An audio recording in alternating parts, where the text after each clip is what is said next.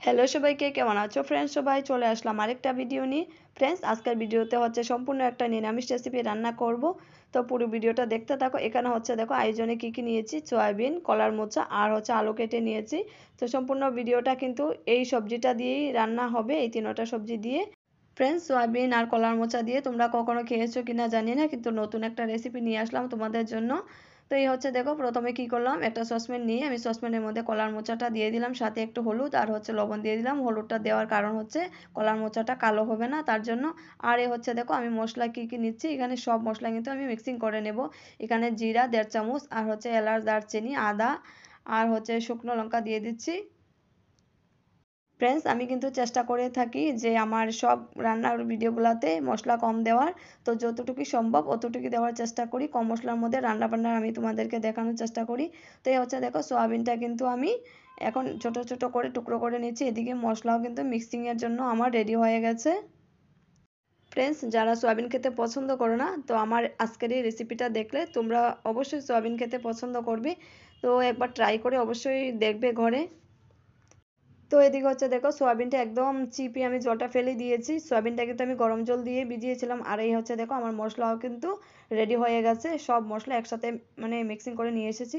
আর এই হচ্ছে দেখো, কলার মোচাও কিন্তু সুন্দরভাবে বয়েল হয়ে গেছে। এখন কিন্তু কলার মোচাটা জলটা আমি ফেলে দিয়ে কিছু সময় ঠান্ডা হওয়ার জন্য জলটা পড়ে যাবে রেখে দিচ্ছি একটা বাটির মধ্যে।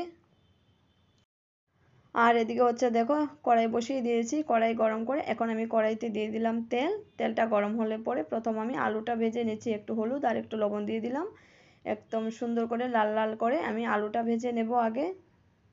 এখন কিন্তু আমি আলুটাও সুন্দরভাবে ভেজে নিয়েছি, একদম মানে লালটে লালটে হয়ে গেছে। এখন আমি আলুটা নামিয়ে যে মশলা রেখেছি মশলাটা দিয়ে দিচ্ছি। দেখো, শুকনো লঙ্কা, জিরা আর হচ্ছে মেথি পাঁচফোড়ন একসাথে দিয়ে এখন আমি যে মশলাটা মিক্সিং করে রেখেছিলাম এই মশলাটা দিয়ে দিচ্ছি। আর যা বাকি মশলা ছিল এই মশলাটাও দিয়ে আমি কিন্তু এখন মশলাটা ভালো করে কষিয়ে নেব। ফ্রেন্ডস, তোমরা যে কোনো সবজি রান্না করো না কেন মশলা কিন্তু ভালোভাবে কষিয়ে নেবে, কেননা সবজির টেস্ট কিন্তু মশলা কষানোর মধ্যেই হয়। তো এই হচ্ছে দেখো, আমার মশলাটা কিন্তু সুন্দরভাবে কষানো হয়ে গেছে। দেখো, একদম মানে লালটে লালটে হয়ে গেছে। মশলাটা কিন্তু তেল ছেড়ে দিয়েছে দেখো। তারপর এখন যে কড়ার যে সয়াবিনগুলো রেখেছি এটা কিন্তু আমি উপর দিকে দিয়ে দিচ্ছি। সয়াবিনগুলো দিয়ে ভালোভাবে নাড়াচাড়া করে নিচ্ছি মশলার সাথে। আমি কিন্তু আলাদাভাবে সয়াবিন ভাজিনি। তো এই হচ্ছে আলুটাও দিয়ে দিলাম। এখন এই মশলার মধ্যেই ভালো করে মানে ভেজে নেব। তো আলু আর হচ্ছে সয়াবিন ভালো করে ভাজা হয়ে গেছে দেখো, কি সুন্দর একটা কালার এসেছে। এখন কিন্তু যে বাকি সবজিটা আছে ওই সবজিটা কিন্তু এখন আমি উপর দিকে দিয়ে দেব। আমি কিন্তু কলার মোচার জলটা ভালো করে মানে চিপে ফেলে দিয়েছিলাম। এখন ভালো করে নাড়াচাড়া করে দিচ্ছি সব সবজি একসাথে মিশিয়ে। প্রায় 10 থেকে 15 মিনিট আমি এইভাবে সুন্দরভাবে নাড়াচাড়া করে সবজিটার সাথে মশলাটা আমি মানে অ্যাড করে নিচ্ছি। আর ভাজাও হয়ে যাবে একসাথে, যেন সবজির সাথে লেগে যায়। এখন সবজিটা সুন্দরভাবে ভাজি হয়ে যাওয়ার পর আমি কিন্তু পরিমাণ মতো জল দিয়ে দিচ্ছি সবজির সাথে।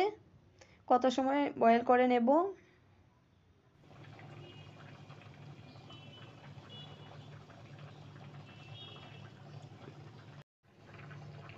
ফাইনালি আমার রান্না কিন্তু কমপ্লিট হয়ে গেছে।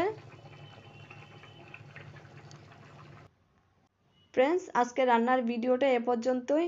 তো আমার রান্নার ভিডিওটা কীরকম হয়েছে কমেন্ট বক্সে তোমরা তোমাদের মতামত জানাতে পারো। তো নেক্সট ভিডিওতে আবারও দেখা হবে। টাটা, বাই বাই, ভালো থেকো সবাই।